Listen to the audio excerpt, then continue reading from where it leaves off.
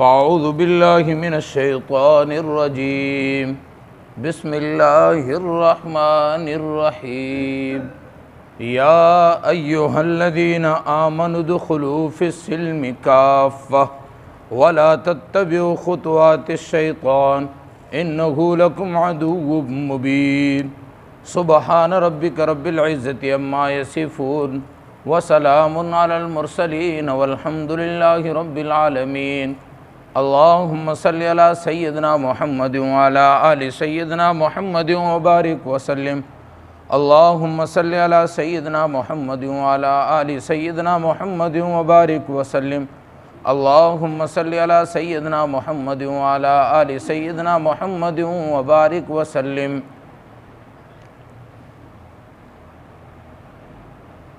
محترم بزرگوں اور دوستو، اللہ رب العزت کا کرم اور احسان ہوا کہ اللہ رب العزت نے ہمیں مسلمان بنایا، اور اللہ رب العزت نے ہمیں مذہب جو دیا وہ اسلام، جو کہ اللہ رب العزت کا پسندیدہ مذہب ہے۔ اللہ رب العزت نے قرآن مقدس میں ارشاد فرمایا کہ اللہ نے پسند کیا اسلام کو، اللہ کا پسندیدہ مذہب اسلام ہے۔ تو اللہ رب العزت نے ہمیں جو دین دیا اور جو مذہب دیا یہ پسندیدہ ہے۔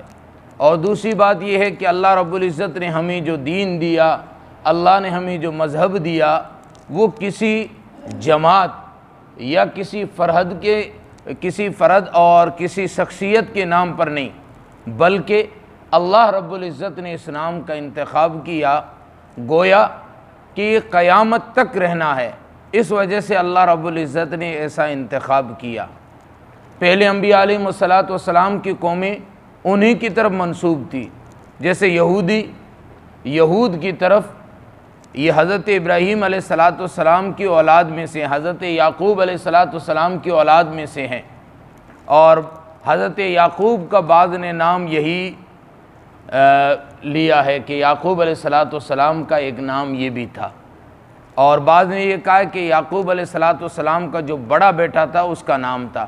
بہرحال یہ بھی شخصیت کی طرف، عیسائیت حضرت عیسیٰ نبینا علیہ السلام کی طرف منسوب، یہ بھی شخصیت کی طرف، اور باقی مذاہب آپ دیکھیں جتنے بھی مذاہب ہیں شخصیت کی طرف ہے، اور اسلام ایک واحد مذہب وہ ہے جس کا نام شخصیت کے بجائے اللہ رب العزت نے پسند کر کے نام رکھا۔ اور یہ اسلام نیا نام نہیں، بلکہ باقی انبیاء علیہ السلام کے ہم تذکرے پڑھیں تو انہوں نے بھی یہی دعا کی، اور ان کی بھی یہی خواہش رہی کہ ہم اسلام کے ساتھ وابستہ ہو جائیں۔ یوسف علیہ نبینا علیہ السلام کی دعا کہ اللہ مجھے مسلمانوں میں کر لے، ابراہیم علیہ نبینا علیہ السلام کی دعا، اور حضرت سلیمان علیہ السلام کا وہ واقعہ، اور سلیمان علیہ السلام کے وہ الفاظ جو ملکہ بلقیس کو انہوں نے کہا تھا اس میں، اور اس کے علاوہ کئی مقامات پر یہ بات واضح طور پر ملتی ہے کہ ان کی بھی یہی خواہش تھی کہ ہم بھی اسلام پر اور اسلام کی طرف راغب اور اسلام پر آ جائیں۔ اللہ رب العزت نے ہمیں یہ نام دیا، اور قرآن مقدس کی آیت مبارکہ جو میں نے خطبے میں پڑھی اس میں اللہ رب العزت نے ارشاد فرمایا یا ایھا الذین آمنوا ادخلوا فی السلم کافہ، ایمان والو پورے کے پورے اسلام میں داخل ہو جاؤ۔ ایک ہے ایمان اور ایک ہے مسلمان، مومن اور مسلمان۔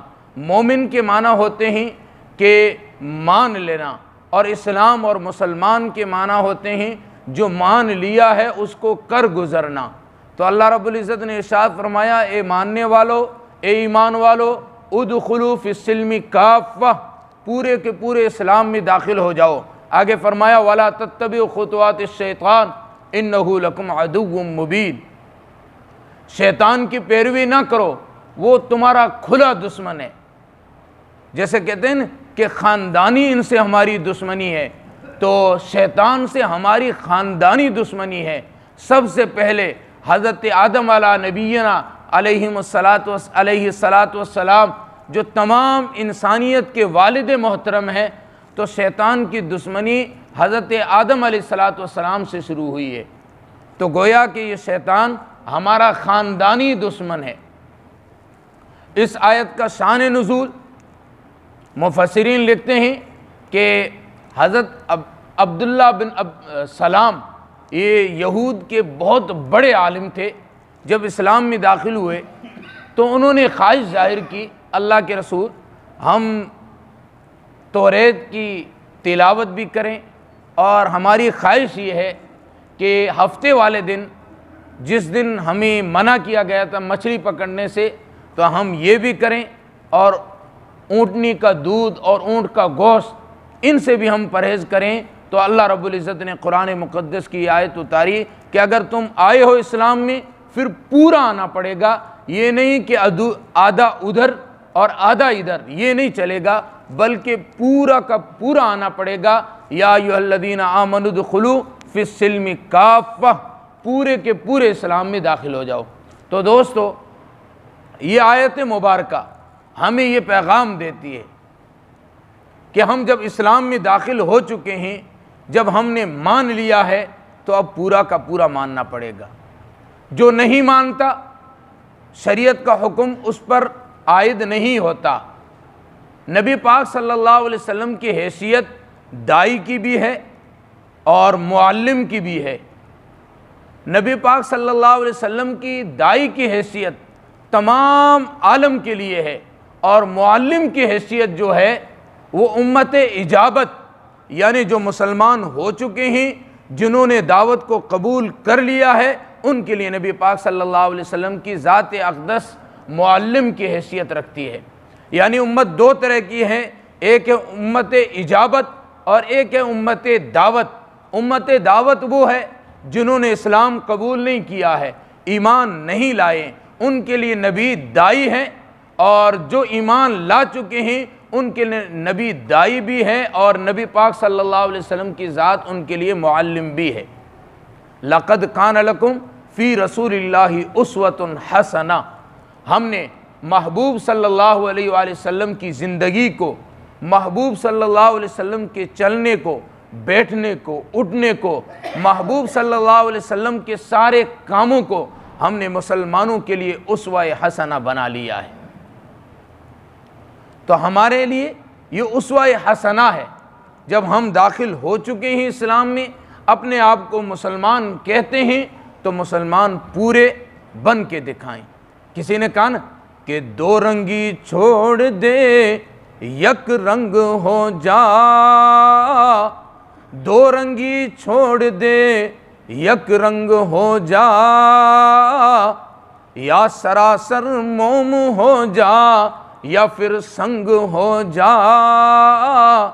یہ لچک والا معاملہ اسلام میں نہیں ہے، دو ٹوک بات ہے، یا تو موم بن جاؤ یا پھر پتھر بن جاؤ۔ تو اللہ رب العزت کیا فرماتے ہیں؟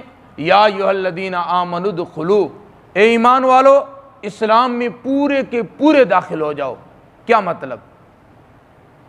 کہ ہمارا اٹھنا بیٹھنا چلنا پھرنا ہر کام پر پہلے دیکھا جائے گا کہ میرے محبوب صلی اللہ علیہ وسلم نے یہ کام کس طرح کیا ہے۔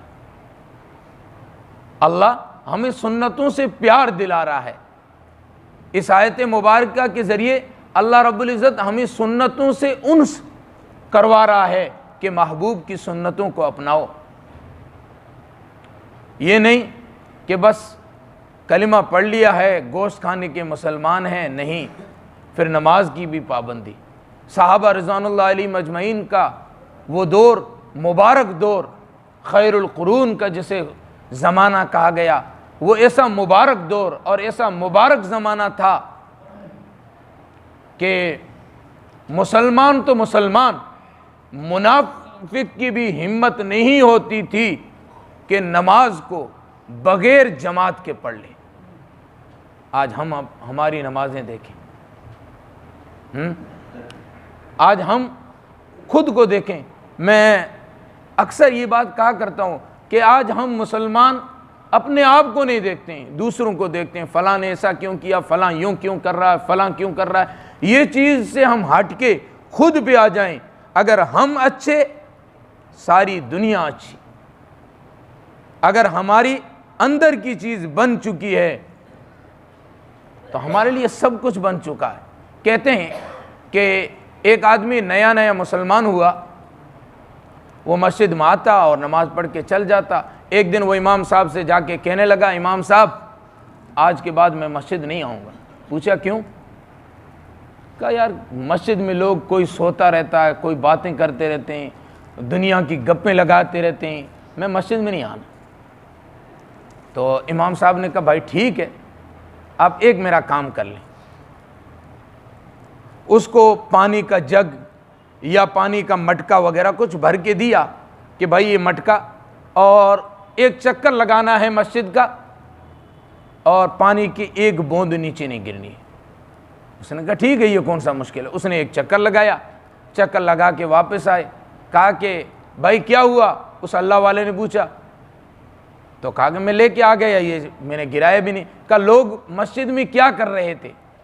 کہا مجھے تو نہیں پتا، میں نے دھیان بھی نہیں دیا، ادھر میرا دھیان ہی نہیں گیا۔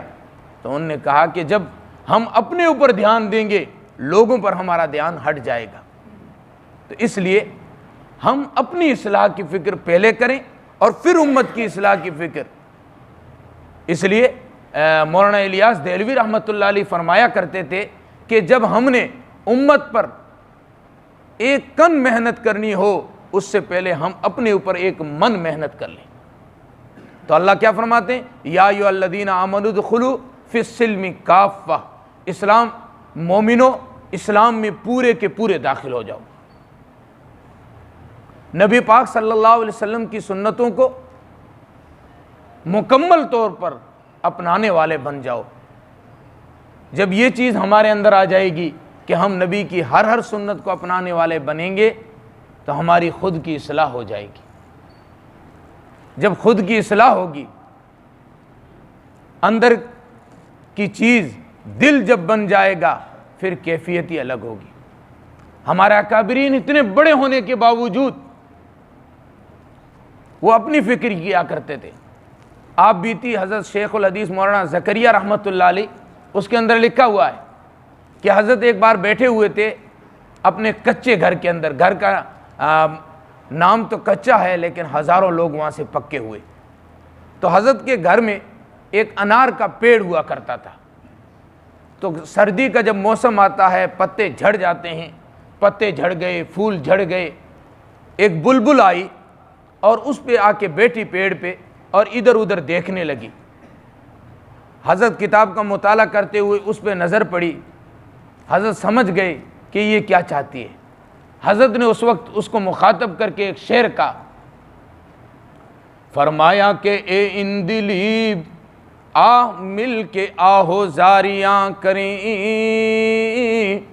اے اندلیب آ مل کے آہو زاریاں کریں، تو پکار ہائے گل میں چلاؤں ہائے دل، کہ تو آہوزاری میں یہ کہے کہ پھول نہیں ہے، پتے نہیں ہیں، ہریالی نہیں ہے، اور میں آہوزاری میں یوں کہوں کہ دل کی دنیا اجڑ چکی ہے، دل آباد نہیں ہے، دل میں اللہ کی یاد، ایمان کی حقیقت اور یقین کامل نہیں ہے، تو میں اپنے دل پر آہوزاری کروں اور تو ان پر پتوں پر اور بوٹوں پر اور پھولوں پر آہوزاری کر۔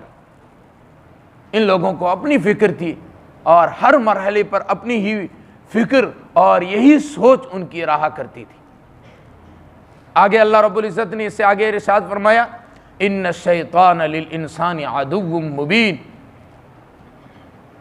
بے شک شیطان جو ہے یہ کھلا دشمن ہے۔ میں نے عرض کیا نا، ہمارا خاندانی دشمن ہے۔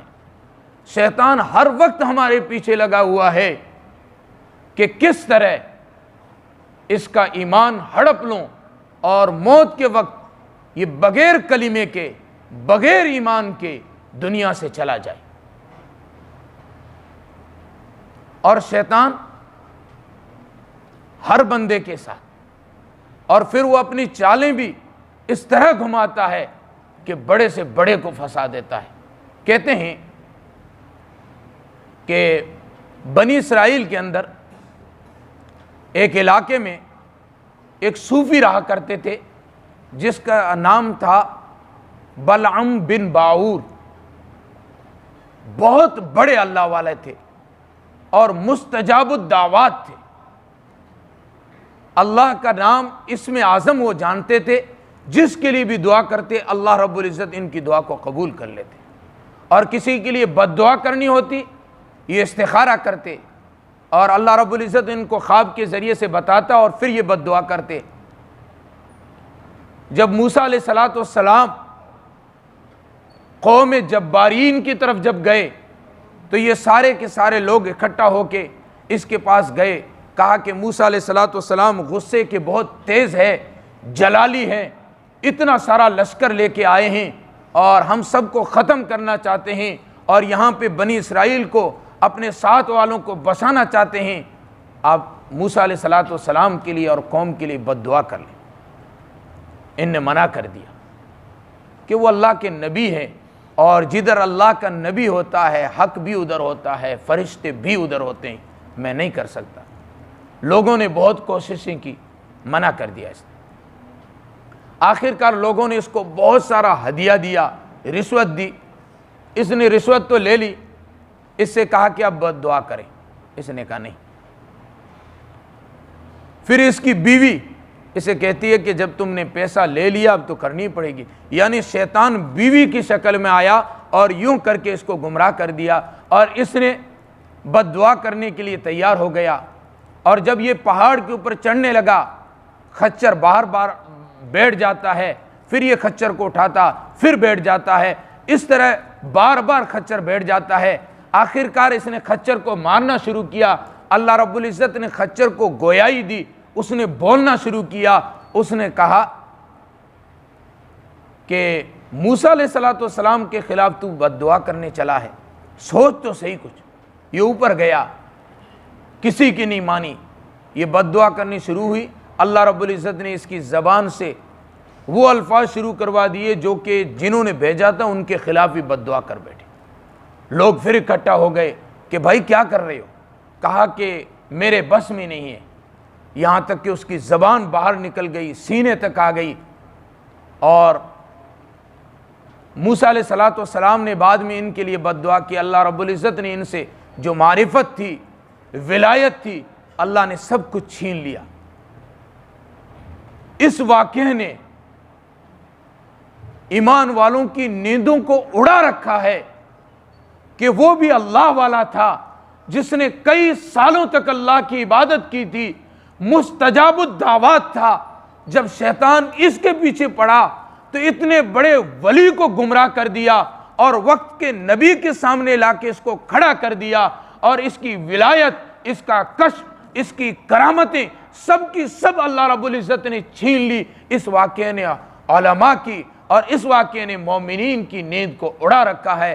تو بڑا بے نیاز ہے، تیری شان بے نیازی سے بڑا ڈر لگتا ہے۔ تو دوستو، میں نے قرآن مقدس کی آیت پڑھی، پہلا اللہ رب العزت نے کیا حکم فرمایا؟ یا ایھا الذین آمنوا ادخلوا فی السلم کافہ، اسلام والو، ایمان والو، پورے کے پورے اسلام میں داخل ہو جاؤ۔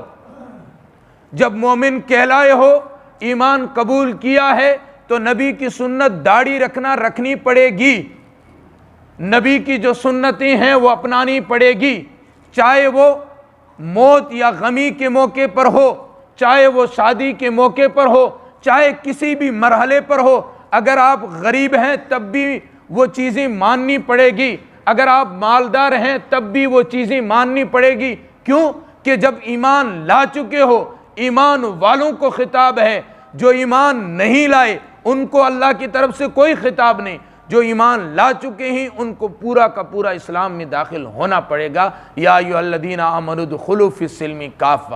آگے اللہ رب العزت نے ہمیں تنبیہ فرمائی، ولا تتبعوا خطوات الشیطان، شیطان کی پیروی نہ کرو، یہ تمہارا کھلا دشمن ہے۔ اللہ رب العزت ہمیں پورے کے پورے اسلام میں داخل ہونے کی توفیق